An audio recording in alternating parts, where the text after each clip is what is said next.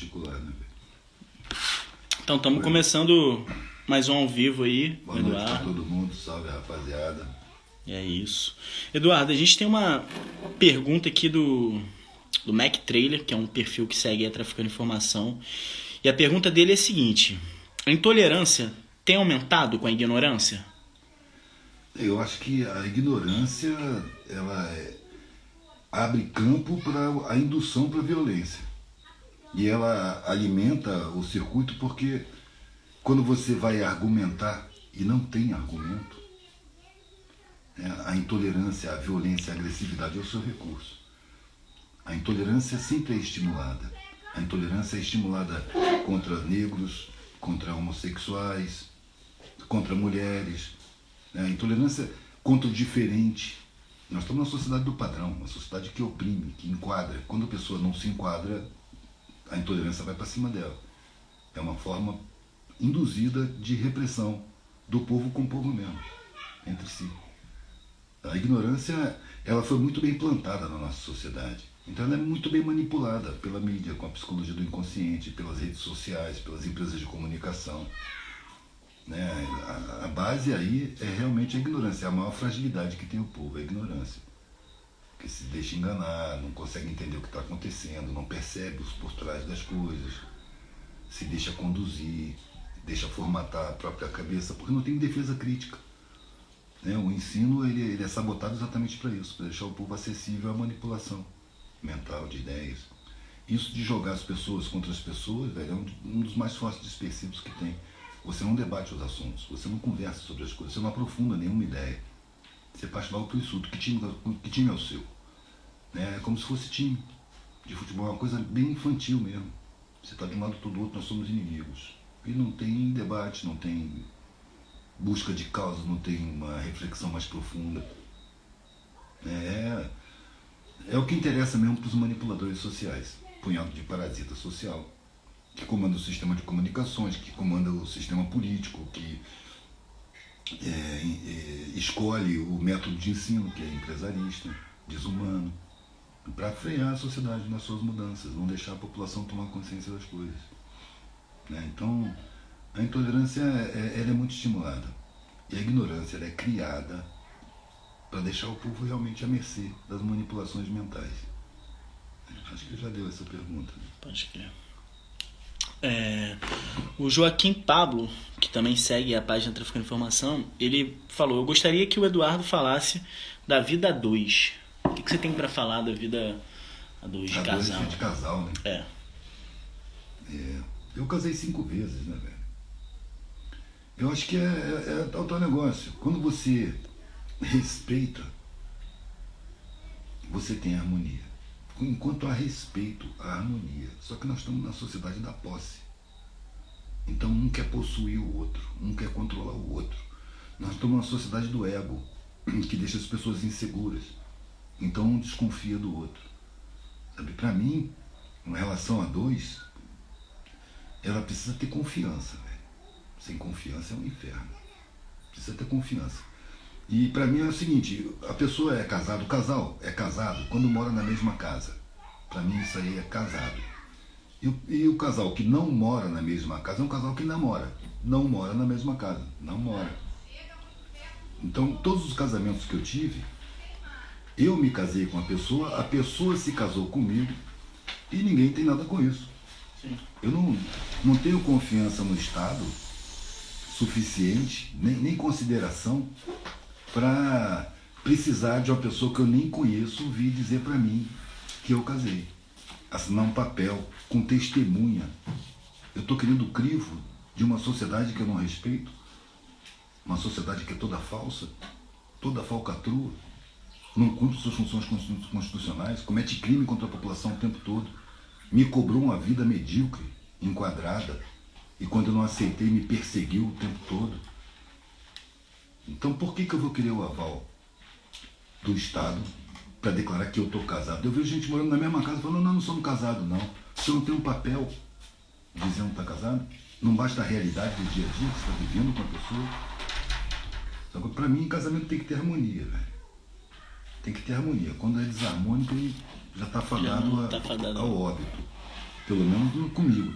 Eu vejo pessoas que brigam e gostam de brigar e parece que precisam brigar, né? Tem aquele clássico casal de velhinhos que brigava o tempo todo. Quando um deles morreu, o outro ficou lamentando porque não tinha mais com quem brigar. Ia rezar na tumba, a velhinha ia rezar na tumba, brigando por ele ter morrido. Porque agora com quem que ela ia brigar? Sabe? Quer dizer, tem pessoas que precisam desse tipo de relação doente, mas é o teu negócio, é uma sociedade que induz isso, a profundidade de uma relação sexual, né? A necessidade de haver afeto, respeito, sinceridade para esse tipo de relação, porque é uma relação de alma, velho. Você praticamente tira uma média com a figura que você transa. Sacou? Tira uma média espiritual. Se você está muito defasado dela, você vai se desequilibrar, mano. Não vai continuar a mesma coisa. Então é uma relação que tem uma profundidade muito pouco percebida pela brutalização social que a gente sofre.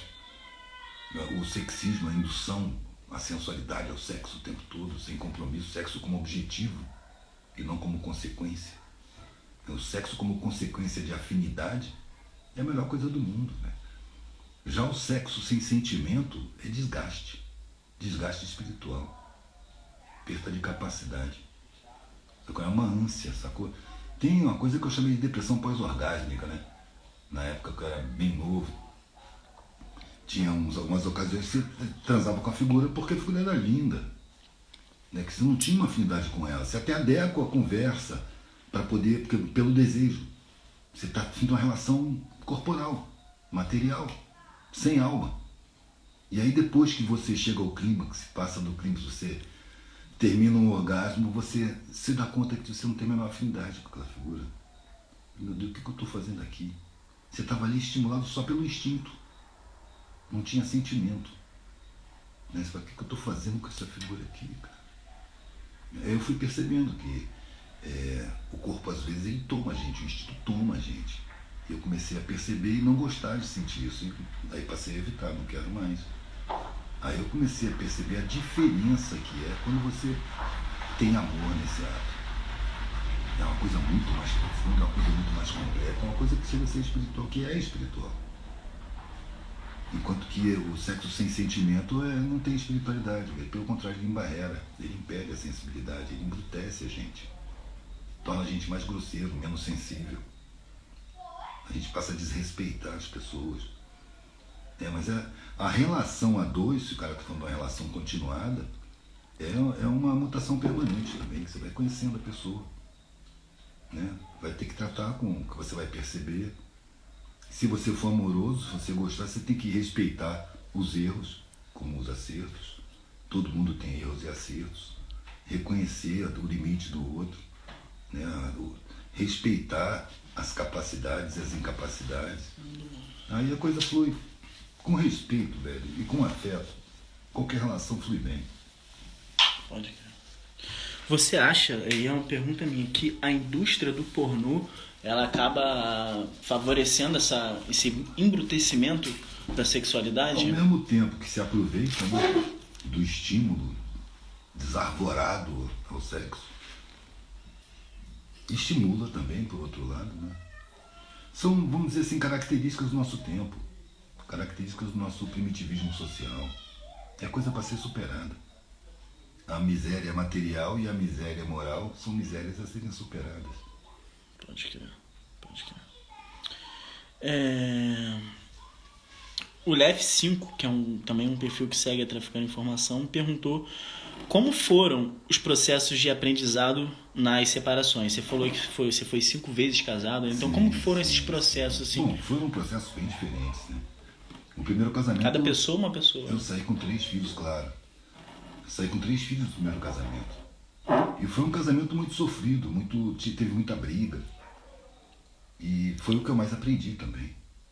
Porque depois de cada briga eu parava para refletir. Ela, depois da briga, ia tratar da vida, parecia que não pensava mais nas suas. Eu ficava puxando na memória todas as discussões que a gente tinha. Depois de aquela briga, eu ficava pensando em que ponto que eu perdi a calma. Em que ponto que eu comecei a gritar, que eu não lembrava quando é que eu tinha começado a gritar. Você chegava às vezes a perder a calma? Sempre, as brigas eram horríveis. E eu comecei a perceber o ponto em que eu perdi a calma. Foi quando ela tocou nesse assunto. Porque eu sempre chamava ela para conversar, velho, e sempre terminava em briga. Porque tinha diferenças ali no convívio. Então, peraí, vamos começar aqui, ó. Isso aqui pô, não dá pra ser feito assim, cara, porque dá essas consequências. E aí ela me acusava de alguma coisa. Ah, mas e você fazendo tal coisa assim, assado? Mas não é disso que eu tô falando, que eu tô falando isso aqui. Mas você faz assim, faz assado. Daqui a pouco ele tá gritando. Aí eu comecei a perceber. Na outra discussão, na próxima discussão, porque eram muitas, né? Eram quase que diárias, eu já ia preparado para aquele ponto.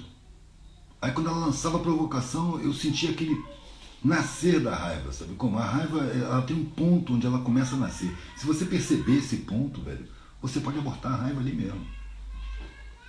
Aí eu comecei a usar, né? Então quando chegava naquele ponto, eu resistia, contra-argumentava, mantinha a calma. Da primeira vez que eu fiz isso, eu vi nitidamente na fisionomia dela que ela se perdeu, ficou sem saber o que pensar e saiu. Demorou um tempão, daqui a pouco ela voltou e retomou a discussão. Quando chegou naquele ponto que eu resisti, ela já veio com outro ponto mais forte.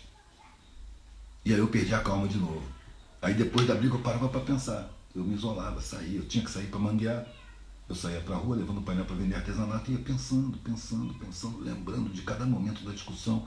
Aí lembrava que ela tinha ido um ponto além. Aí eu já me preparava para aquele ponto além. E quando eu resistia, ela se perdia. Isso foi um processo. Até que eu percebi que eu posso muito bem não ter raiva, cara. Não, numa discussão que eu quero chegar num objetivo, eu vou chegar num ponto em que eu percebo que eu não vou chegar nesse objetivo, não preciso perder a calma. A figura está me puxando para a briga, ela não vai passar daquele ponto. Quando a figura chega num ponto que ela não assimila, não quer assimilar o que você está dizendo, e não tem mais o que dizer, o jogo dela é a briga. Porque na briga a razão desaparece, a poeira levanta, não sabe mais quem está certo, quem está errado, e quem insulta mais ou quem insulta menos. Ajudou a refletir muito no meu sentimento, no controle que eu posso ter, na tendência que a gente tem do orgulho de responder a um insulto com outro insulto, com raiva. Quando, na verdade, o que é um insulto, velho? Um insulto, no fundo, seja ele qual for, é uma ordem. Perca a calma. Qualquer insulto. Perca a calma. Eu vou fazer exatamente o que o insulto manda. Pode crer. Agora aqui um mini problema técnico. Não é nem um problema, só o celular vai carregar. Segura aqui, Edu. Botando o celular pra carregar, galera. Tá acabando a bateria. Pra gente continuar a live aí, certinho. Vamos pra próxima pergunta. Agora com o celular carregado. O pessoal deve pensar assim, mas porra, tu não bota o celular pra carregar antes, não é porque ele tá com problema mesmo de bateria. Descarregar. E como é caro o celular hoje em dia, vamos lá. O Fábio Carvalho também, seguidor da página, ele pergunta: o que você acha sobre o aborto? O aborto é uma problemática social, né? Você pode abordar esse assunto pela coletividade, que é uma realidade que está aí. Ele existe, milhões de mulheres sofrem mazelas, sequelas por abortos mal feitos, né? Porque é proibido, né? A máfia dos aborteiros usufrui muito dessa proibição. E tem um aborto na visão individual, né? Eu, pessoalmente, sou visceralmente contra o aborto. Mas isso de ser contra o aborto não me faz defender a punição de quem faz aborto, a criminalidade do aborto. Eu sou contra o aborto e percebo que em todos os países onde o aborto foi legalizado, o índice diminuiu. Muito. Porque o Estado, ao mesmo tempo em que ele libera, em que ele descriminaliza, ele cria uma estrutura para dar suporte à maternidade abandonada. Porque no mundo machista que a gente vive, muito homem, quando a mulher fica grávida, ele transa sem consequência. Se ela fica grávida, ele desaparece. Ou força um aborto. Ou abandona simplesmente. E as pessoas que trabalham, as mulheres que trabalham, eu conheci uma mina que ela tinha uma mãe inválida em casa e estava procurando uma maneira de fazer um aborto, que ela ficou grávida, o namorado quis tirar, ela falou que não ia tirar, e aí ele sumiu, desapareceu, mudou do lugar. E ela estava sozinha, trabalhando no balcão de uma loja, conhecia o patrão, sabia que se ele percebesse que ela estava grávida, ele botava ela na rua, e ela não podia ir para a rua porque tinha uma mãe para cuidar, inválida em casa. Era que sustentava a casa.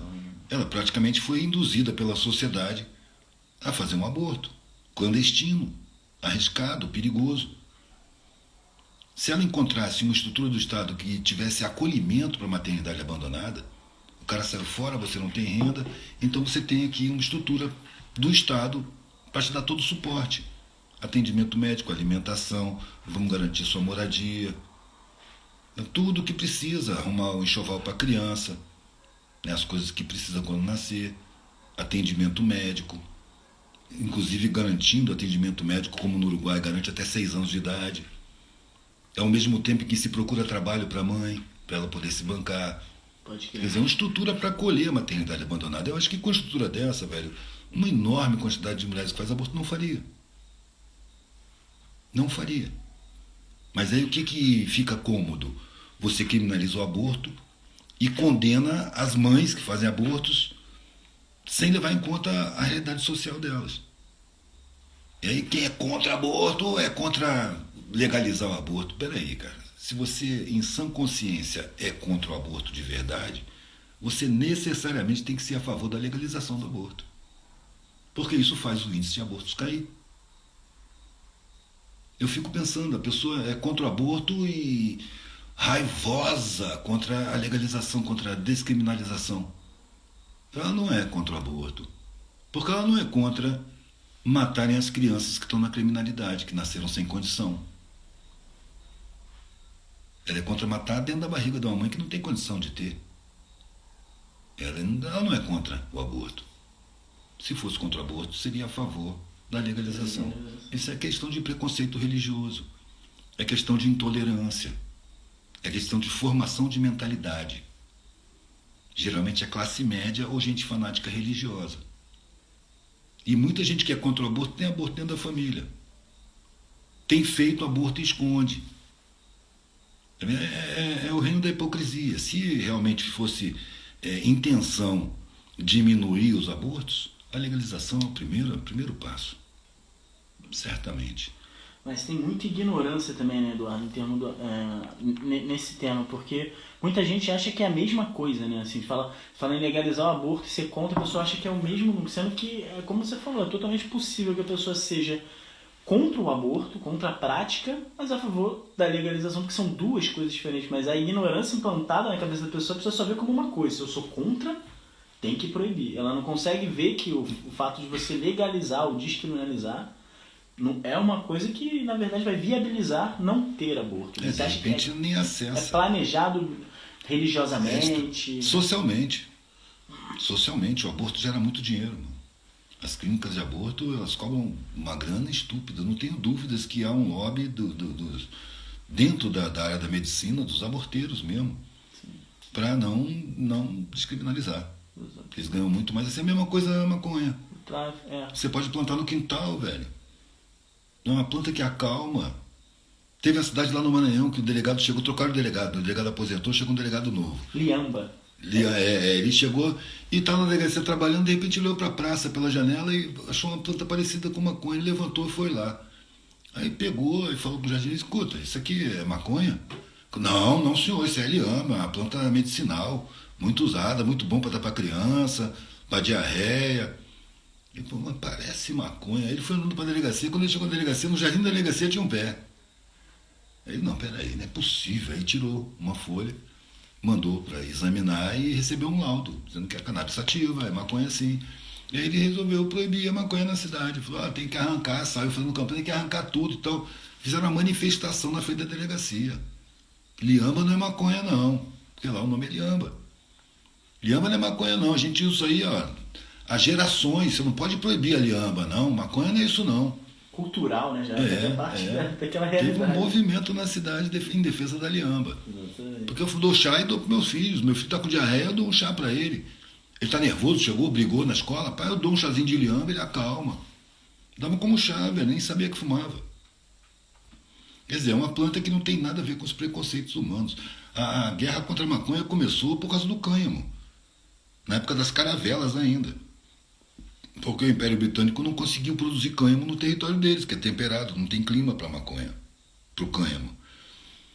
Então eles começaram, lá só tem clima para algodão. A indústria têxtil da Inglaterra, que foi uma das maiores indústrias do mundo, né, dependia do algodão. Na Revolução Industrial eles queriam destruir os concorrentes. E aí usaram todos os recursos para criminalizar o cânhamo. De todas as maneiras. E depois teve a industrialização mesmo, onde os operários tinham que ficar numa linha de montagem massacrante, repetindo um movimento o dia inteiro, apertando um parafuso. Sabe? Chega a peça na linha de montagem na sua frente, você aperta um parafuso, ela vai embora, chega outra com o mesmo parafuso no mesmo lugar. Você fica o dia inteiro apertando um parafuso, apertando um botão, fazendo um movimento repetitivo. 16, 18 Se o cara usar maconha, ele não consegue fazer esse trabalho. Então o medo dos industriais alimentou o preconceito também. Porque se o cara fuma, isso resulta que ele vai derrubar a produção industrial, vai cair a produção, vai diminuir a produção. Se libera entre os operários, todo mundo fumando, não vai ficar na linha de montagem, vai dar seu jeito de viver de outra maneira. Então é mais um medo que eles têm. E mais um fator de criminalização de vítimas. Os negros, por exemplo, fumavam ganja. Então era visto como coisa de negro. Por quê? Porque eles foram sequestrados e passaram a ser demonizados para nunca se assumir o crime que se cometeu socialmente contra eles. Então transformar eles nos bandidos. E nas condições de vida que a sociedade obriga essa legião de pessoas a viver, é óbvio que a criminalidade aumenta. Na miséria a criminalidade aumenta não é por causa de cor de pele não, velho. É por causa de situação, de fome. Então jogaram a rapaziada fora, exclusão total. E aqueles que não aceitaram pacificamente serem excluídos de ficar na fome se virando com merda, que se revoltaram, viraram os demônios. O sinal de que essa raça não presta. Então, você criminalizar a vítima, velho, é a estratégia mais antiga que tem. Em todos os impérios da antiguidade se criminalizou as vítimas. Quando foram sequestrar os negros na África, diziam que eles não tinham alma, que a escravidão ia oferecer a oportunidade do cara ganhar uma alma, se ele fosse dócil, amoroso com seu senhor. Olha só, falcatrua. E outro caráter também que é importante falar da proibição, como você falou, né, que fortalece tanto a máfia da medicina quanto o próprio tráfico, né, porque o tráfico ele nasce não é do traficante estar armado, é da própria proibição, porque se não fosse proibido, né, claro. Assim foi com o álcool Claro. já foi proibido e tinha o tráfico do álcool. A partir do momento que legaliza, acaba. O outro problema que a gente tem social é que você não pode tributar desse valor. Ou seja, tipo, a gente perde carga tributária por não legalizar o aborto e por não legalizar a maconha. Então é um dinheiro que é lavado, sujo, né? Mais um motivo para manter na ilegalidade. Exatamente. Porque A quem interessa, né? propina é muito mais barato do que imposto. Não tem empresa de fiscalização de qualidade. Nego não vai verificar a qualidade do produto. E são milhões, bilhões em grana para os banqueiros. Esse dinheiro corre todo no sistema financeiro, no sistema bancário. Então os bancos dão guarita, dão respaldo para o tráfico ficar ilegal. Porque também movimentam uma quantidade de armamento imensa, então tem apoio da indústria de armamento. Tem um monte, criminaliza e extingue a juventude negra, é uma forma de genocídio. Por quê? Porque o empresário do tráfico, aquele que fala inglês, que fala hebraico, que fala russo para encomendar armas, que usa o sistema financeiro internacional para passar o dinheiro de pagamento dessas, tanto das drogas como das armas e das munições, de maneira expert dentro do sistema financeiro, em morro ninguém tem condição de fazer uma parada dessa. Então os empresários do tráfico, que são de elite, eles têm uma oferta de mão de obra farta nas periferias, entre os excluídos. Que os meninos sabem, eles não têm... De uma miséria planejada, de uma pobreza planejada. Uma miséria planejada, estratégica. Pra isso, né? Estratégica. Para isso, entre outras coisas. Tem várias serventias a miséria para os dominantes. Entendeu? E o menino vai para o tráfico. Por quê? Porque o traficante está usando tudo aquilo que o massacre publicitário bota na cabeça dele, que ele precisa para ter algum valor humano. Marcas. Marca, ouro, boné de marca, grana no bolso, ostentação. Ele quer ter aquilo, o cara é o herói dele. E além de tudo, ele vive em área periférica, ele tem medo da polícia. A polícia só entra ali barbarizando todo mundo. A polícia é condicionada a achar que em área periférica ou você é bandido, ou você é irmão de bandido, ou você é parente de bandido, ou você é vizinho de bandido, ou você é amigo de bandido, ou você conhece bandido. Por isso que a tortura na favela come solta. Porque os caras partem do princípio que você sabe alguma coisa. Sacou? É sempre assim. Então o menino que está ali, que não quer... Não tem intenção de entrar para o tráfico, mas ele está ali, ele vê aquilo, ele vê que a escola dele não ensina ele o suficiente para ele passar no vestibular. Ele vê que aqueles que estudaram mais velhos estão trabalhando em lugares subalternos, estão sendo explorados.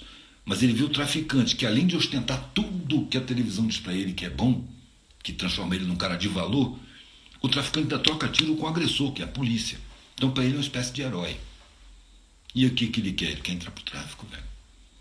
E o tráfico é assim, vão morrendo os meninos um atrás do outro. Na minha área, eu cansei de ver meninos desaparecendo no tráfico.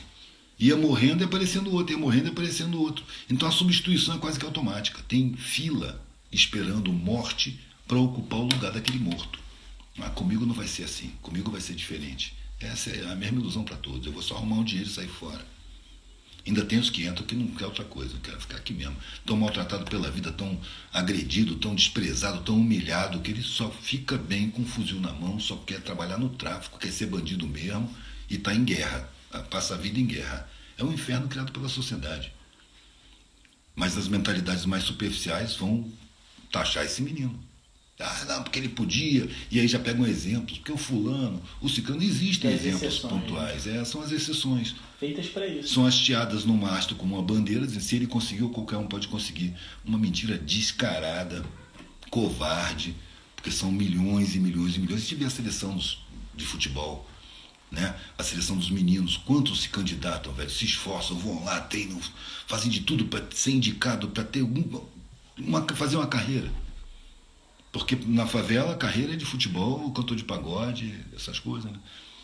E quantos milhares de meninos estão ali em vão, só vão perceber que não vão a lugar nenhum depois de infinitas triagens, infinitos jogos onde foram escolhidos 3 e os outros bailam, se esforça mais. Quando ele se dá conta, ele não tem preparo para nada, ele se dedicou ao futebol e não arrumou nada. Vai ser mais um explorado, mais um assalariado. Por isso que é importante a criação da autonomia na periferia, né? A gente tem uma banda de rap que é o Racionais MCs, que há 25 anos atrás, mais ou menos, os caras começaram a cagar pra mídia, né? Assim, tipo, não iam e decidiam fazer na periferia mesmo. Eles não tocavam no lugar fechado, não tocavam no asfalto. E isso começou a movimentar, de alguma maneira, dinheiro, ainda que pouco, né? Assim, e mostrou, acho que pro mundo, assim, eu acho que pro mundo do rap, que é possível fazer na periferia, né? Você tem alguma coisa pra falar nisso Eduardo? Faz, tipo, mas se faz a periferia pra periferia, no reflexo do Racionais, assim, tipo, é possível a periferia cagar, assim, e fazer, não, vamos fazer a gente aqui. Não sei se as condições são dadas. Materialmente falando, claro que tem. Claro que tem. Em coisa de disposição, tem. Não tem a consciência dessa possibilidade. As pessoas não acreditam que isso seja possível. Você vai na favela, você vê comércio, velho. Uhum. Você vê um monte de comércio dentro da favela, vivendo da favela, não precisa nem sair dali. Dá para se criar autonomia, assim, não só nas periferias, dá para se criar autonomias de comunidade. Locais, mais locais. Claro. Né? O poder tem que ser descentralizado, velho. Você não pode estar acatando as decisões de uma instância que você não vê. Está lá longe. É que nem o dono da fazenda e o agricultor. O dono da fazenda, cara, ele nem mora na fazenda. Ele planta soja. Ele manda os empregados botar o veneno. Ele não está interessado, ele não vive ali, cara. Não está preocupado com os mananciais de água, com veneno na terra. Ele quer lucro. Agora o cara que é agricultor familiar, que tem lá suas glebas e planta para ele que planta, a família dele que planta, ele não quer botar veneno. Ele sabe que isso dá câncer. Ele mora na área, ele não quer contaminar os mananciais, ele quer água pura, ele quer ar puro, ele quer a terra pura. Então, quando você tem um poder muito distante do local, o poder não tem sensibilidade para reconhecer as necessidades daquele local. Quem tem que decidir é a comunidade local. O poder tem que ser pulverizado para as localidades. E cada localidade decidir o que fazer com a verba pública. Agora, a verba pública, ela tinha que ser exposta, ela tinha que ser realmente pública, publicada. A gente saber quanto o Brasil ganha em impostos, em tudo, qual é o bruto. Bota aqui no outdoor, mano, de frente ao Congresso, lá na Praça dos Três Poderes, entendeu? Bota lá para todo mundo saber quanto o Brasil ganhou, de onde veio cada parcela dessa grana toda. E para onde vai, qual é o destino, como é que é distribuído, bota os ministérios, as secretarias, tudo explicado, velho. Tinha que ser tudo público, mano, tudo público. Mas não é, porque o poder que manda não é o governo, é o poder financeiro. E para esse não interessa a transparência, por isso que eles têm a mídia na mão deles, velho. Para todo mundo ficar com a mente obscura com relação à realidade. Você não enxerga direito a realidade. E quando você enxerga, você nem acredita. O condicionamento é tão forte, você fala, não, eu devo estar enganado. Teoria da conspiração. Devo estar maluco. Teoria da conspiração foi uma produção em série que os banqueiros mandaram fazer quando eles começaram a ser denunciados. A primeira vez que descobriram o clube de Bilderberg, a partir dali começou a rolar um monte de teoria da conspiração. Porque aí a denúncia verdadeira cai na vala comum, isso é a teoria da conspiração. Eles mesmos criavam algumas conspirações, né? E aí os mais incautos pegavam e... Pô, olha aí o David Icke com os reptilianos, velho. Tá denunciando a nata mundial, como é que ele consegue ter um canal de televisão, num programa, num canal aberto? Exatamente. Ele tá a serviço, mano, é um dispersador. Exatamente. São muitas dispersões, velho, pra distrair a gente, enquanto a realidade... Velho, a gente tem que partir da consequência. Tem gente miserável, a sociedade não é humana. Qual deveria ser a prioridade de uma sociedade que se julgasse humana? Prioridade número 1, velho. Ninguém com fome. Alimentado, né? Todo mundo dentro de casa. Todo mundo abrigado. Escola decente, formando seres humanos na função de criar uma sociedade harmônica, na função da harmonia social. Qual é o sistema de ensino? Preparar competidor para o mercado de trabalho. Competidor pro mercado. Você não está num planeta, você não tem um equilíbrio ecológico, você não tem uma interdependência entre espécies. Não, você só tem uma arena competitiva onde você tem que ser vencedor. E os outros são todos seus adversários. E o que tiver no caminho do lucro é para ser derrubado. Lucro a qualquer custo. Sem nenhum respeito pelo equilíbrio natural, pela dignidade da humanidade, pela dignidade moral, pelo resgate de tantos crimes cometidos pelos estados contra suas populações, sobretudo os estados que foram colonizados. É preciso a gente ir percebendo isso para começar um processo de resgate. Tem muitos grupos que estão resgatando, mas são grupos, quando devia ser um programa de Estado. Grupos pegam ínfimas minorias, exceções à regra. É preciso um programa de Estado nesse sentido. E o Estado, como está configurado, não é capaz disso. Não tem condição de fazer. Ele está dominado por poderes desumanos, poderes mega empresariais e banqueiros que não estão nem aí para as populações, que criam guerras por interesses econômicos, para roubar petróleo. Ninguém vai falar que vai fazer uma guerra para roubar petróleo. Fala, não, lá tem arma de destruição em massa. Se provou que era mentira. A guerra era pelo petróleo. A guerra é para roubar. Pede muito investimento e exige muito retorno. É desumanidade, porque as populações que estão lá não são levadas em conta, velho. É como um tabuleiro, o que tem ali a pecinha. É como aquele combate que você vê as pessoas como pontinhos que caminham, não é gente. E o cara atira sem ter um problema de consciência, para ele tá num game. Tá dando tiro em bonequinhos. Não é gente, não é gente. É acabar com essa mentalidade de que tem gente inferior, mano. Se tem gente inferior, é exatamente quem usufrui do poder. Quem usufrui dos privilégios. É inferior em sensibilidade, é inferior em humanidade, em respeito, em alma. Por isso que colapsou, né? A gente não soube lidar com todo... Rapaz, está começando o colapso agora, nós estamos no início dele.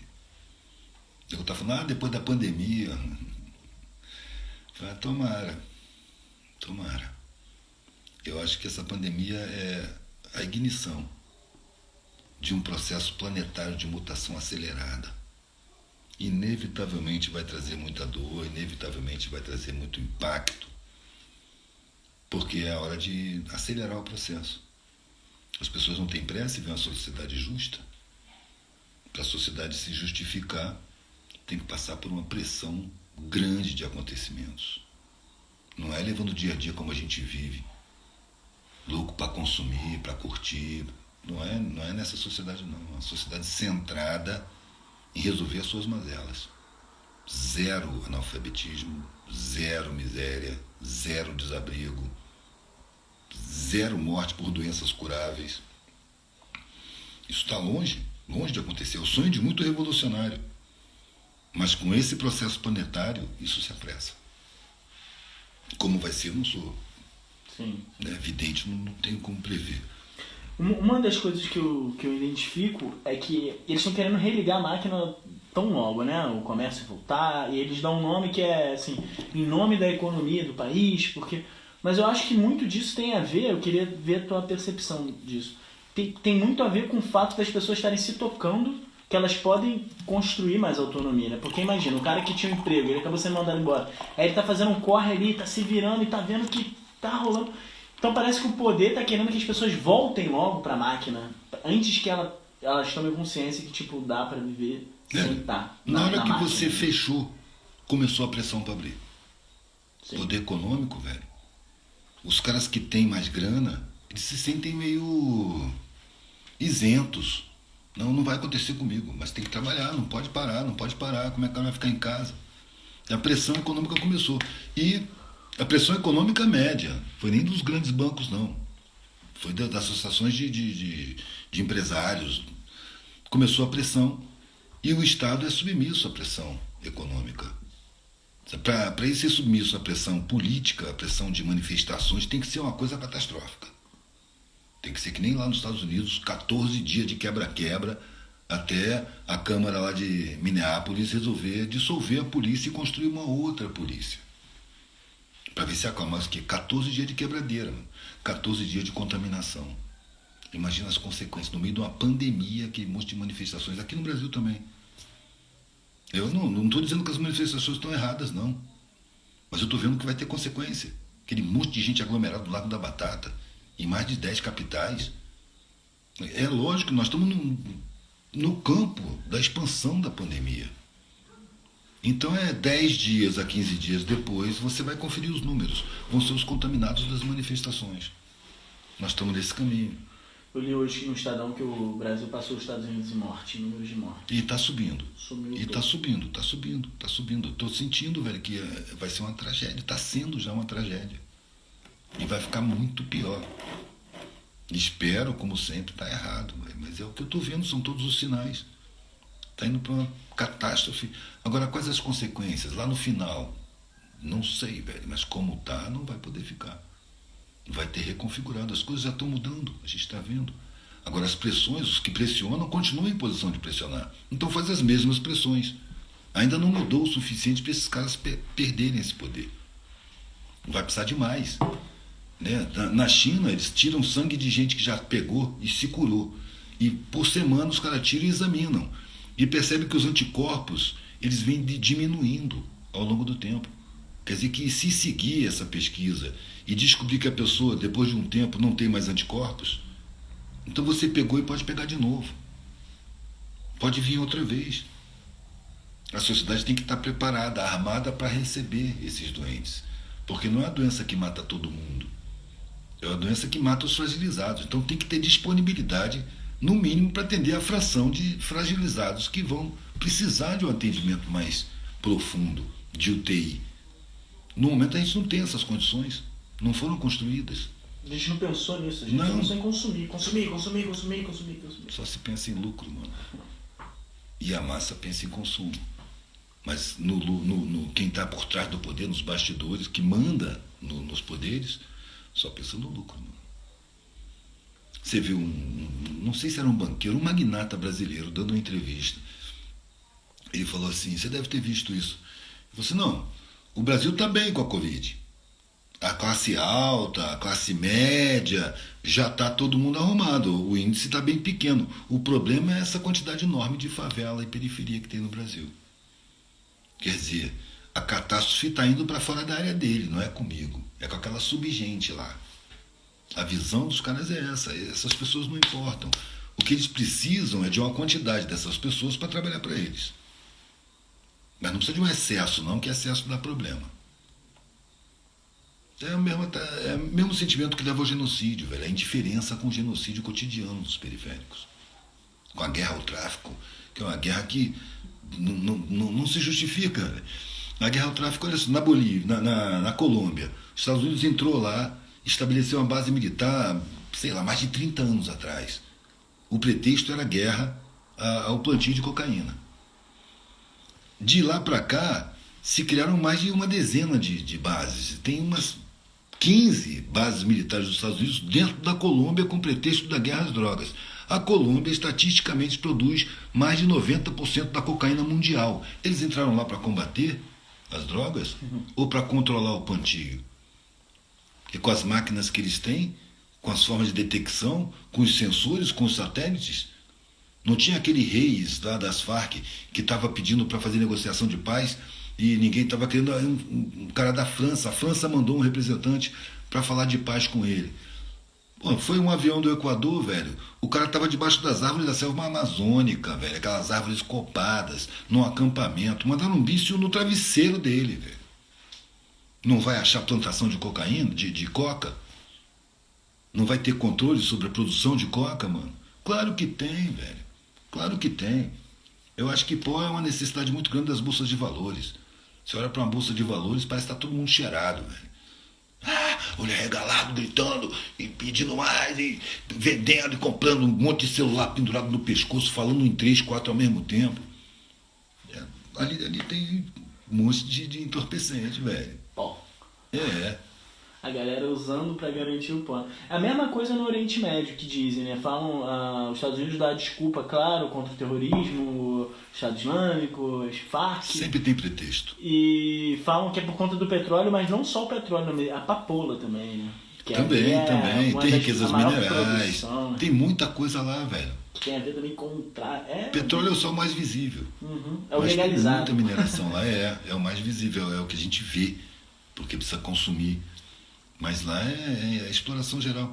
É aquela coisa, mano, a necessidade das corporações é dominar os territórios para saquear. Então, são muitos métodos para dominar os territórios. Criação de inimigo, né? Sobretudo os territórios que foram colonizados, que são colonizados até hoje, né? Pode crer. Agora, mudando um pouco de assunto, a gente já está entrando também na reta final, né? Para não perder a hora e conseguir salvar a live aí da galera. Um pouco mais leve o assunto, talvez. A Andressa pergunta aqui, ela é seguidora também da página, pergunta assim: Eduardo, como lidar com os filhos? Rapaz, como é que eu vou fazer um manual de lidar com os filhos, né? Eu posso dizer como eu lidei com os meus. E cada um é um também. Eu fui filho e depois eu tive filho, né? E a minha sensação é de que filho é um ser que já tem história. Ele não é uma página em branco quando nasce, ele traz um temperamento, ele traz um monte de coisas. Ele é um ser complexo que nasce e que vai virar adulto. Quando ele nasce e é meu filho, eu sou responsável por bancar, por suprir as necessidades dele, por atender, por ajudar no desenvolvimento, até que ele se banque, até que ele se garanta, até que ele ganhe autonomia. A partir dali, a vida é com ele. Eu criei nessa sensação, de dizer, eu sou um recepcionista. Eu recebi meus filhos e sou responsável por eles até que eles se tornem responsáveis por si. O que eles vão fazer da vida? Isso é problema deles.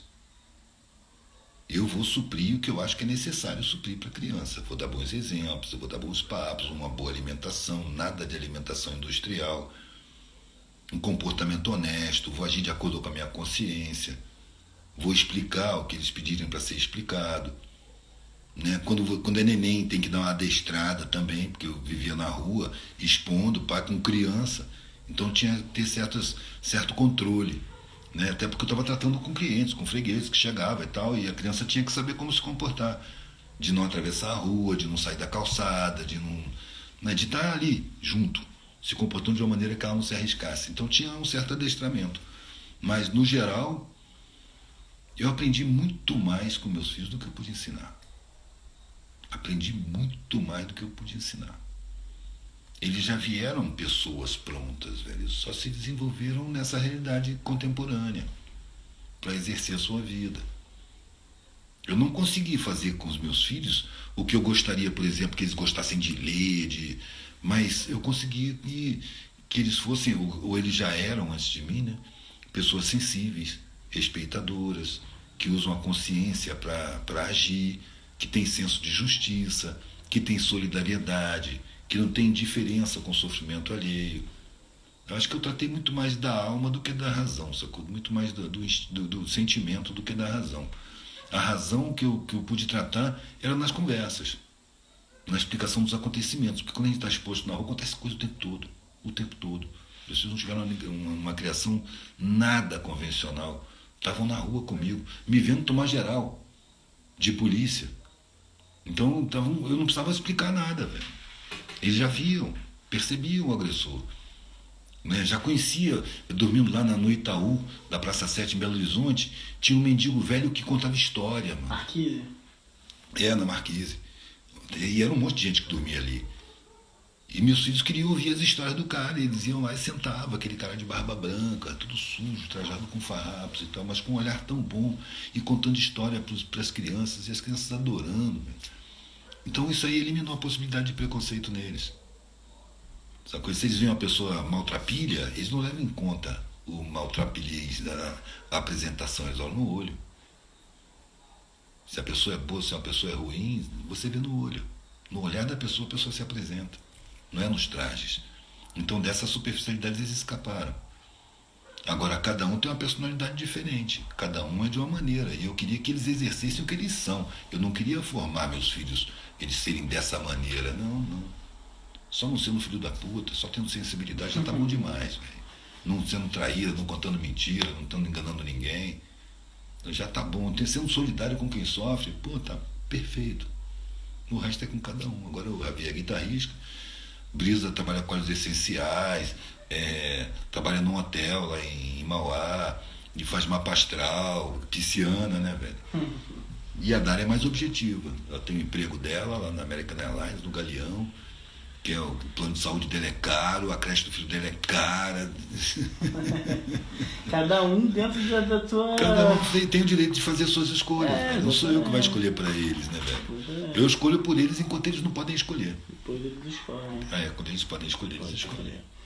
Então estamos chegando no final aqui de mais uma live. E é isso. Quer falar uma coisa no final? Sim. Talvez a minha postura com relação aos meus filhos derive muito, tenha muita influência da minha relação com meus pais. Porque eles tinham uma expectativa com relação a mim, uma expectativa externa e social. Eu tinha que ser alguma coisa admirável. Quando eu entrei para o exército, foi soltar o foguete. Vai seguir a carreira do pai. Aí eu vi como é que era o exército. Quero não. Não vou ser isso aí não. Não quero ser assim. Quero ser dominado e dominar sob comando. Eu não quero oprimir a população. Eu não quero ser brigão, não quero ser violento. Eu ganhava moral sendo violento, sendo intolerante. Daí foi a primeira decepção. Depois foi a faculdade. Pelo menos eu fui fazer direito. Mas eu não fiz direito, mano. Eu fiz movimentação política, ainda estava na época da ditadura. Foi interessante durante esse período, porque no espaço de 2 anos eu tive no cabo de um fuzil apontando para a manifestação, e 2 anos depois eu estava com os fuzis apontados para mim, dentro da manifestação, eu estava me manifestando. Foi interessante essa mudança de posição. Saca? Você vê a coisa dos dois lados, e você vê que os dois lados são planejados para se confrontarem entre si, inutilmente em termos sociais. Parece que foi planejado, não afeta a estrutura social. Reforça, inclusive, a necessidade midiática, que o governo vai usar a mídia para dizer, de reforçar a segurança, de investir na segurança, na repressão. Bom, é isso, vai dar 1 hora aí, você vai perder. Vai dar 1 hora aí, então é isso, galera. Estamos chegando no final de mais uma live, quarta que vem a gente está aí de novo. E a gente vai deixar salvo aqui, quem quiser compartilhar. Esse é o Tráfico de Informação, valeu.